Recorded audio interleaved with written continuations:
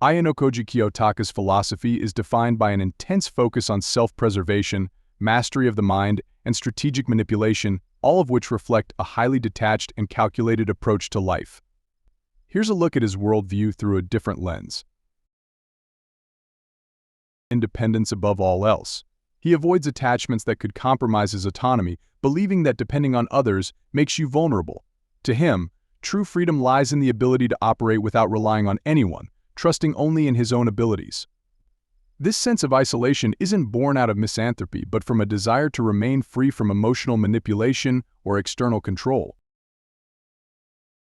Ayanokoji rejects the idea that all people are equal in potential or worth.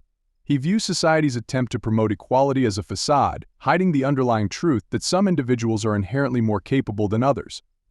He believes in meritocracy. Those who possess superior abilities should rise to the top, regardless of moral or social constructs that attempt to level the playing field. Ayanokoji views relationships not as sources of mutual support or affection, but as strategic alliances. Every interaction is weighed for its potential benefits or risks. He doesn't form bonds out of affection or loyalty, but out of necessity. People are, to him, tools to be used when needed and discarded when no longer useful, though he does so in a way that often leaves others unaware of his manipulation. Ayanokoji demonstrates extreme control over his own instincts, suppressing impulses that might interfere with his long-term goals. Whether it's anger, fear, or desire, he remains composed and calculating. This internal discipline allows him to react calmly in situations where others might lose their heads, giving him an advantage in high-pressure scenarios.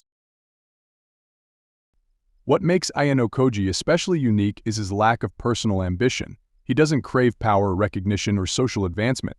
His actions are not driven by desire for reward, but by a deeper, almost existential need to avoid being controlled or shaped by others. He's more interested in maintaining his independence and intellectual superiority than in pursuing traditional success. In this way, Ayanokoji's philosophy resembles a chess master's approach to life, where every move is deliberate, every piece is a tool, and emotions are nothing more than distractions that must be controlled. His outlook is starkly utilitarian, but also rooted in a desire for ultimate freedom from manipulation, societal expectations, and emotional entanglements.